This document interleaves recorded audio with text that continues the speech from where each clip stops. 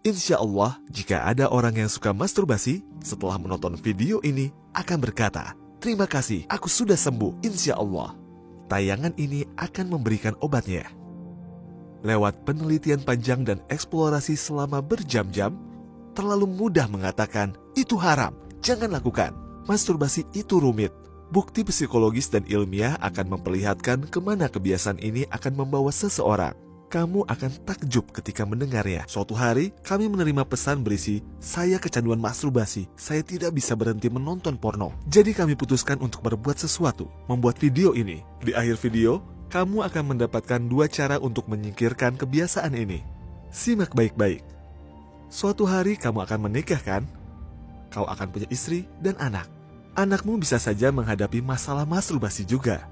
Dan membantu mereka berhenti adalah tugas orang tua. Jadi kita harus siap menghadapi masalah ini. Tidak peduli apakah kamu ateis, muslim, atau Nasrani. Semua pasti menyesal melakukannya. Pornografi adalah industri global. Kamu akan kaget kalau mendengar statistiknya. Kawanku, percaya atau tidak, di Amerika, website porno itu legal. Pornografi hal yang lumrah di sana. Tebak berapa website porno yang ada di Amerika pada tahun 2014? Ada 4,5 juta website porno. Dulu di 2014. Aku tidak bicara tentang jumlah foto atau video. Maksudku, ada 4,5 juta website yang masing-masing ada banyak foto atau videonya. Dan parahnya lagi, 12% dari semua website yang ada adalah website porno. Ada yang bilang bahwa sebenarnya lebih dari 30%, hampir sepertiganya. Lebih dari 35% data terdownload dari internet adalah pornografi, seperti wabah. 30% data yang beredar di internet adalah pornografi. Dunia dibanjiri pornografi, bisa ditemukan di billboard dan media cetak sampai ponsel dan komputer. Mungkin kamu bertanya-tanya, apa bahayanya pornografi? Orang bisa bilang kalau masturbasi itu enak, dan mungkin itu benar. Tapi, percayalah, hasilnya sangat tidak menyenangkan. Bagaimana kalau sudah selesai? Semua kepercayaan dan ateis merasakan hal yang sama. Semuanya merasakan hal-hal negatif. Seperti menyesal, malu, membenci diri sendiri, kurang motivasi, dan lesu. Bagi yang telah kecanduan, hal-hal negatif tersebut merasuk hingga menjadi sebuah depresi. Bisakah kamu bahagia saat depresi? Tidak. Kamu akan kehilangan kebahagiaan saat depresi. Gejala depresi sendiri meliputi malas, motivasi rendah, lelah, dan rasa bersalah. Ada juga artikel yang mengklaim masturbasi mengakibatkan kerontokan rambut. Coba pikirkan. Masturbasi bisa jadi penyebab masalah lain. Ada yang turun-temurun, ada juga yang tidak. Seperti terganggunya produksi hormon testosteron. Klaim lain menyebutkan sakit pada selangkangan. Jadi tanyakan pada dirimu, apa aku rela mengidap salah satu penyakit ini hanya demi kenikmatan sesaat? Ada juga yang mengklaim masturbasi menyebabkan hilangnya ingatan. Bayangkan kehilangan kenangan berhargamu. Kisah berikut akan membuatmu terkejut. Seorang hafiz muda datang kepada Bediüzzaman. Pastinya pemuda ini sudah hafal Al-Quran. Ia mengeluh bahwa ingatannya menurun. Aku sering lupa banyak hal. Apa kemampuan terpenting bagi seorang hafiz? Daya ingat, kan? Dia butuh kemampuan tersebut untuk menghafal Al-Quran.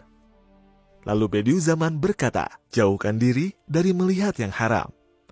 Saran untuk menyembuhkan lupa adalah jauhkan diri dari melihat yang haram. Imam Syafi'i juga berkata, melihat yang haram menurunkan daya ingat. Jadi, apa akibatnya jika melihat yang haram? Daya ingat menurun. Semakin yang haram memasuki diri, syahwat akan naik. Dan ia bisa menyalahgunakan dan menyanyiakan tubuhnya. Saat kamu melihat yang haram, birahimu akan muncul.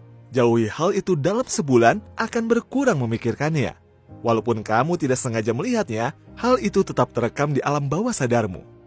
Seseorang bisa menyalahgunakan dan menyanyiakan tubuhnya. Inilah masturbasi. Akhirnya diwajibkan mandi besar beberapa kali dalam seminggu. Karena itu, daya ingat akan rusak. Rasulullah SAW bersabda, di akhir zaman, Al-Quran akan dicabut dari dada para hafiz. Semua akan terlupakan. Rasulullah SAW bersabda tentang perjuangan para hafiz Quran di akhir zaman. Bukankah ini petunjuk jelas?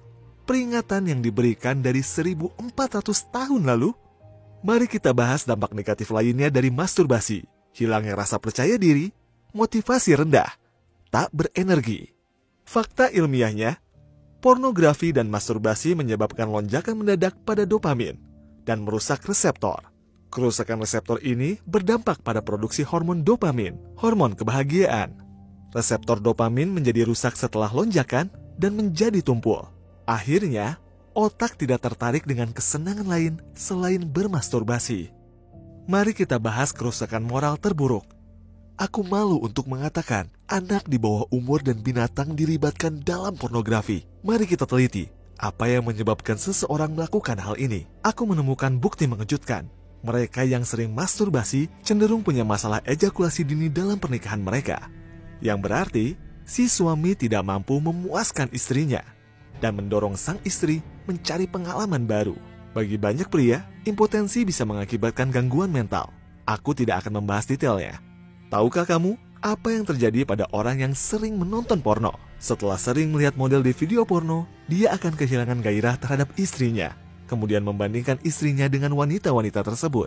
Hanya model porno yang menarik baginya. Istrinya sudah tidak menarik, dan keluarganya mulai retak. Kokohnya rumah tangga karena saling percaya, bukan? Ketika rumah tangga retak, suami mulai menonton film porno diam-diam. Banyak yang mengirim keluhan bahwa suami mereka menonton porno. Mereka tidak terima suaminya melihat wanita lain. Bayangkan, perasaan mereka melihat suaminya menonton porno. Para istri akan mulai berpikir mereka tidak menarik lagi, merasa tidak dicintai, dihianati, dan ditipu. Rusaknya reseptor dopamin yang disebabkan oleh masturbasi membuat orang ketagihan. Kalau seseorang punya kebiasaan menonton porno, lama-lama mereka akan merasa tidak puas. Mereka ingin lagi dan lagi, lebih erotis di kualitas yang baik, mencari gambar yang lebih jelas. Selera pada gambar yang berkualitas meningkat. Setelah itu, mereka mencari sensasi baru. Mengerti kan? Orang macam apa yang melihat porno di bawah umur? Memalukan sekali mereka. Siapa pembuat film porno binatang yang menjijikan itu? Tanyakan pada dirimu. Padahal mereka semua dulunya anak-anak. Mereka dulu suci dan lugu. Namun keputusan kita sangat menentukan. Ada yang manusiawi, ada juga yang seperti binatang. Saat makin terjerumus, tidak akan ada yang mengingatkanmu. Kamu jadi orang yang cabul dan makin terjerumus ke yang haram. Kesampingkan yang haram sejenak dan pikirkan pemeran wanitanya. Mereka itu istri, saudara, atau bahkan ibu seseorang. Pikirkan kemirisannya. Aku bermasturbasi dengan menonton ibu seseorang. Bagaimana kalau itu terjadi pada saudara perempuanmu? Ribuan pria menonton dia melakukan hal seburuk itu. Jadi tolong, tunjukkan martabatmu. Paham kan? Topik selanjutnya akan lebih parah. Mungkin ada yang mual mendengarnya.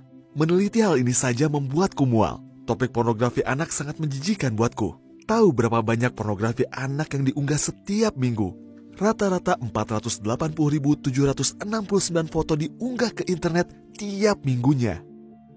Menurut statistik perusahaan di Kanada, 63,4% anak-anak yang terlibat berusia kurang dari 8 tahun. Menjijikan kan?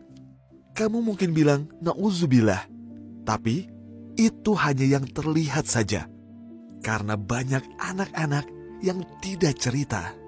Masalah ini sangat serius. Banyaknya unggahan foto dan video porno anak membuktikan adanya peminat. Jika tidak ada peminat, tidak ada yang mengklik. Gambar-gambar itu tidak akan ada. Di judulnya tertulis, anak di bawah 8 tahun. Ada yang minat dan melihatnya. Lalu, apa yang bisa kita katakan? Kawanku, jika kamu tidak mengendalikan dan menyingkirkan kebiasaan ini, kamu tidak akan tahu ujungnya. Jadi manusia yang biadab. Paham? Apa yang harus dilakukan? Bagaimana memberantasnya?